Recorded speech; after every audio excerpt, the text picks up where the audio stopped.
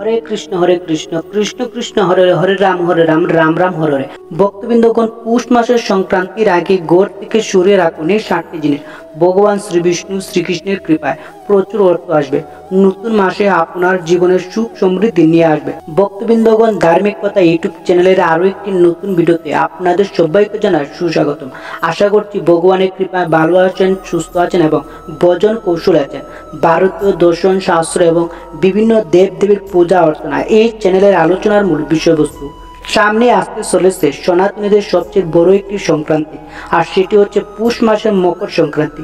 প্রত্যেক সনাতন ধর্মাবলম্বীরা মেতে ওঠে এই সংক্রান্তির আনন্দে।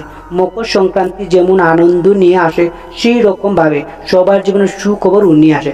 এই পুষ মাসের সংক্রান্তি একটি গুরুত্বপূর্ণ সংক্রান্তি, তাই এমন কিছু কাজ করা উচিত নয় যাতে নতুন মাসে আমরা ভগবানের আশীর্বাদ থেকে বঞ্চিত হই। আজকের ভিডিওতে আপনাদের সাথে শেয়ার করব এই মকর সংক্রান্তির আগে কি এমন জিনিস গড় থেকে সরিয়ে ফেলা উচিত। ভক্তবৃন্দগণ, আমাদের গড় যেখানে আমরা বসবাস করি, সেই গড় আমাদের বাস্তুর উপর নির্ভর করে আমাদের ভাগ্য। আমাদের বাড়ির প্রত্যেক সদস্যের ভালো এবং মন্দ, তাই আমাদের বাড়ির পরিবেশ অত্যন্ত ভালো হওয়া জরুরি। অর্থ আগমনের জন্য, সবার শরীর ভালো রাখার জন্য বাড়ির পরিবেশ বাস্তুদোষ মুক্ত হওয়া উচিত। তাই নতুন মাসের শুরু হওয়ার আগে এই সমস্ত জিনিস আপনি বাড়ি থেকে সরিয়ে ফেলুন, যেগুলো আপনার বাড়িতে সদা সর্বদা নেগেটিভ শক্তি অর্থাৎ নেতিবাচক প্রভাব সরবরাহ করে চলছে। আমাদের ঘরে এমন কতগুলো জিনিস আছে যেগুলো আমাদের পরিবেশকে খারাপ করে, সেইগুলো কিন্তু আজকে বাড়ি থেকে দূর করা উচিত। অনেক সময় আমরা জানি না আমাদের বাড়ির মধ্যে থাকা কোন জিনিসগুলো আমাদের বাড়ির পরিবেশ খারাপ করছে এবং অর্থ আগমনের পথে বাধা সৃষ্টি করছে।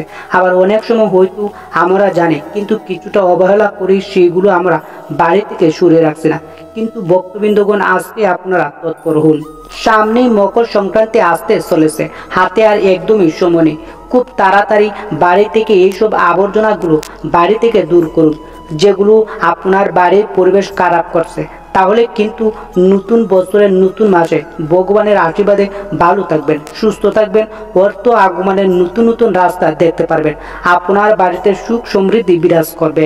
পরিবারের প্রত্যেক সদস্যের মধ্যে ভালো ভাব থাকবে, কলহ বিরবাদ ঝগড়া দূর হবে। চলুন ভক্তবৃন্দগণ, জানিয়ে দিই আপনাদের কি সেই জিনিসগুলো।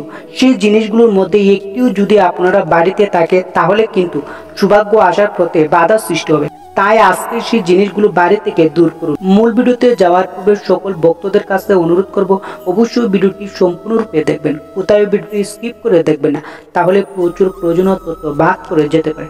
ভিডিওটি দেখার পর যদি ভালো লাগে তাহলে অবশ্যই চ্যানেলটি সাবস্ক্রাইব করবেন, লাইক করবেন, আর ভক্তি শ্রদ্ধা ভালোবাসা দিয়ে কমেন্ট বক্সে জয় শ্রীকৃষ্ণের জয়, জয় শ্রী বিষ্ণুর জয় লিখতে কিন্তু ভুলবেন না।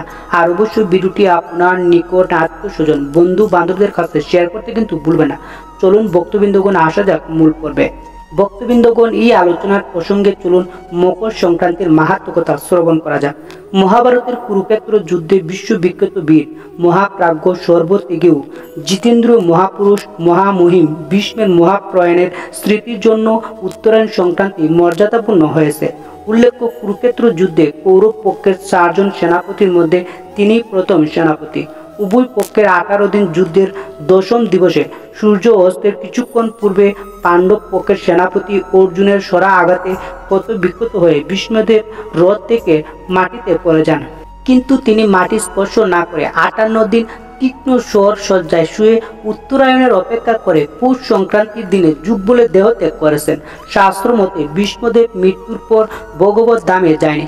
তিনি ছিলেন দু নামক অষ্টবসু, যিনি মহর্ষি বশিষ্ঠের অভিশাপগ্রস্ত হয়ে ইহলোকে মনুষ্য হিসেবে কৃতকর্ম ভোগের জন্য জন্ম নিয়েছিলেন।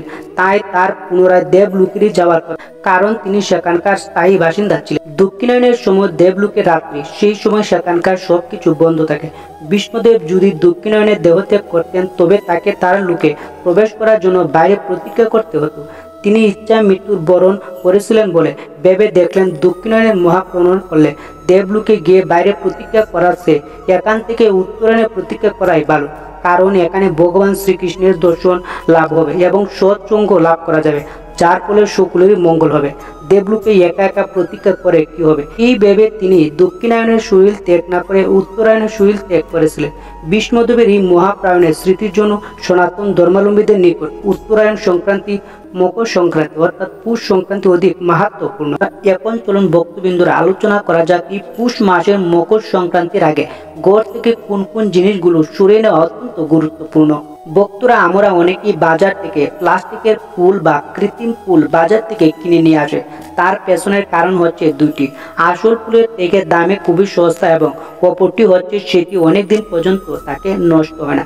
তবে ভক্তরা এখানে কিন্তু ভুলটা হয়। প্লাস্টিকের ফুল, প্লাস্টিকের পাতা বাড়িতে একদম রাখা উচিত নয়, সেটি কিন্তু ঘরের পরিবেশ খারাপ হয়। প্লাস্টিকের ফুল বা পাতা নেতিবাচক প্রভাব সরবরাহ করে। এর ফলে পরিবারের বিভিন্ন সদস্যের সাথে মতের বিরোধ, মতের মালিন্য, ঝগড়া, কলহ, অশান্তি, বিবাদ ইত্যাদি বৃদ্ধি পায় এবং পরিবারের রোগ জ্বালা বৃদ্ধি পায়। ভক্তরা অর্থের অপচয় প্রচুর পরিমাণে হয়ে থাকে।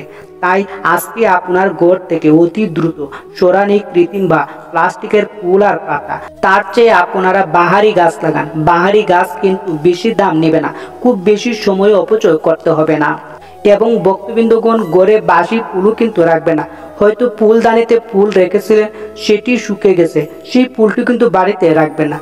ঠিক একই রকম ভাবে ভক্তরা প্রত্যেকদিন পুজো দেওয়ার সময় ভগবানকে ফুল নিবেদন করি। সন্ধ্যাবেলায় কিন্তু সকালের অর্পণ করা ফুলগুলো সরিয়ে নেবেন। সরিয়ে নিয়ে কোনো ঝুড়িতে রাখতে পারেন এবং পরের দিন সকালে সেই ফুলগুলো একটি প্রবাহমান জলে অর্থাৎ পুকুরে বা নদীতে ভাসিয়ে দেবেন। এটিও কিন্তু ভক্তরা নিয়ম। আশেপাশে যদি কোনো নদী, পুকুর না থাকে তাহলে ভক্তরা একটি গাছের নিচে রাখতে পারেন। তাই ভক্তরা বাসি ফুলগুলো কিন্তু জমিয়ে রাখবেন না।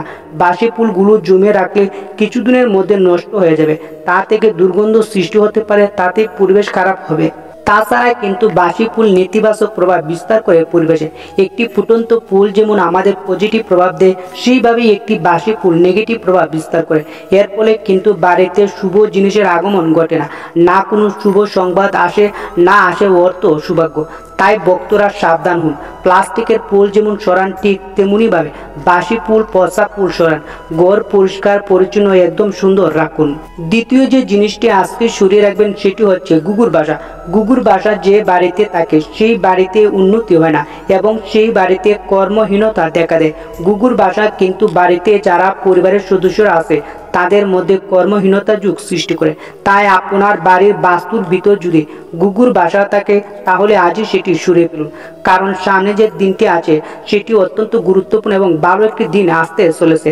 তাই বন্ধুরা, এই পুষ মাসের মকর সংক্রান্তির সময়, এই সময় কিন্তু গুগুর বাসা আপনার পরিবারের সুখ সমৃদ্ধির পথে বাধা সৃষ্টি করবে এবং যে বাড়িতে গুগুর বাসা থাকবে সেই বাড়িতে যতই পরিশ্রম করা হোক না কেন সেই বাড়িতে সুখ সমৃদ্ধি পায় না।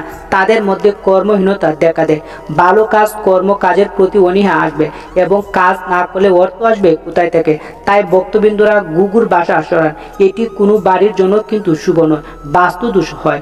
ভক্তবৃন্দগণ, সময় সময় কখনো থেমে থাকে না। ভালো সময় যেমন চলে যায় তেমনি খারাপ সময় আসে, আবার খারাপ সময় যেমন চলে যায় ভালো সময় আবার আসে। তাই সময় হচ্ছে প্রবাহমান, তাই সময়কে আটকানো যায় না। তাই আপনার ঘরে যদি কোনো বন্ধ বা খারাপ ঘড়ি থাকে তাহলে আজই সেটি সরান, কারণ বন্ধ ঘড়ি কিন্তু সময়ের সাথে খেলছে এবং বন্ধ ঘড়ি কিন্তু ঘরের নেগেটিভ শক্তি সরবরাহ করে এবং তার ফলে আপনার পরিবারে কিন্তু কখনো কোনো কাজে উন্নতি আসবে না, সমস্ত কাজে আসবে অনীহার মতো মনোভাব। আপনার ঘরে যতগুলো ঘড়ি আসছে সবগুলো ঘড়ির সময় একই করে রাখুন। ভক্তরা, একইভাবে ইলেকট্রনিক জিনিসপত্রের ক্ষেত্রে কিন্তু প্রযোজ্য। অনেক সময় ঘরে টিভি বা ফ্রিজ কোনো কিছু হয়তো খারাপ হয়ে রয়েছে এবং বাড়ির সদস্যরা এটি ঠিক করার জন্য কোনো উদ্যোগ নিচ্ছে না, তাহলে আপনি নিজে উদ্যোগ নিন। হয়তো এটি বাড়ি থেকে সরিয়ে নিন, না হয় জিনিসটি ঠিক করে ব্যবহার উপযোগী করে নিন। ইলেকট্রনিক জিনিস বাড়িতে রয়েছে, এটি ব্যবহারের উপযোগী না হলে এমন থাকলে সেটি বাড়ির বাস্তুদোষের জন্য খুবই খারাপ প্রভাব ফেলে। তাই ভক্তবৃন্দগণ, এর ফলে ঘরের রোগ দেখা দেয় এবং পরিবারে অশান্তি দেখা দেয়। মকর সংক্রান্তির আগে আমরা সবাই ঘর বাড়ি পরিষ্কার পরিচ্ছন্ন করি, কিন্তু যদি কোনো ভুলবশত মাকড়সার জাল দেখা যায় ভক্তবৃন্দরা, তাহলে আজই কিন্তু সেটি সরান এবং সেই জায়গাটি ভালোভাবে পরিষ্কার করুন। মাকড়সার জাল কিন্তু অত্যন্তভাবে খারাপ করে বাড়ির বাস্তুদোষ। এর ফলে প্রচণ্ড পরিমাণে নেতিবাচক প্রভাব বৃদ্ধি পায় এবং ইতিবাচক প্রভাব বাড়ানোর জন্য বাতাবরণকে শুদ্ধ করতে পারে না। মাকড়সার জাল যে বাড়িতে থাকে সেই বাড়িতে অর্থ আসা রাস্তা প্রায় বন্ধ হয়ে যায়। মাকড়সার জাল কিন্তু বাড়ির উন্নতির বাধা সৃষ্টি করে এবং পরিবারের প্রত্যেকটি মানুষের মধ্যে দ্বন্দ্বের সৃষ্টি করে। মনের মধ্যে অনেক সময় চলতে থাকে দ্বিধাদ্বন্দ্ব, যার ফলে আমরা কোনো ভালো সিদ্ধান্ত নিতে পারি না। মনের উপর এমনকি আমাদের চিন্তা ধারণার উপর প্রভাব বিস্তার করে থাকে মাকড়সার জাল। তাই মকর সংক্রান্তির আগে ঘর বাড়ি পরিষ্কার পরিচ্ছন্ন করার সাথে সাথে মাকড়সার জালের স্থানটি ভালোভাবে পরিষ্কার পরিচ্ছন্ন রাখুন। ভক্তরা আমাদের ঘর যাই প্রবেশ করুক না কেন, সেই সব কিছু প্রবেশ করে আমাদের মুখ্য দরজা দিয়ে। তাই মুখ্য বা সদর দরজা সবসময় পরিষ্কার পরিচ্ছন্ন রাখা উচিত। দরজার সামনে কখনো চটি বা জুতা রাখবে না। সেরা চটি, জুতো, আবর্জনার জায়গা অথবা ডাস্টবিন, ক্যাকটাস ইত্যাদি জিনিসপত্র মুখ্য দরজার বাইরে। মুখ্য দরজা প্রতিদিন সকালে পরিষ্কার পরিচ্ছন্ন রাখবেন, জল ঢেলে পরিষ্কার রাখবেন এবং মুখ্য দরজা আলোকিত রাখবেন। সেই বিষয় কিন্তু খেয়াল রাখবেন ভক্তবৃন্দগণ। আশা করি ভক্তবৃন্দরা আজকের এই ভিডিওটি আপনাদের একটু হলেও উপকৃত হয়েছে। ভিডিওটি ভালো লেগে থাকলে লাইক, কমেন্ট এবং শেয়ার করতে ভুলবেন না। ভালো থাকুন, সুস্থ থাকুন, ঈশ্বর আপনার মঙ্গল করুক। ধন্যবাদ, নমস্কার।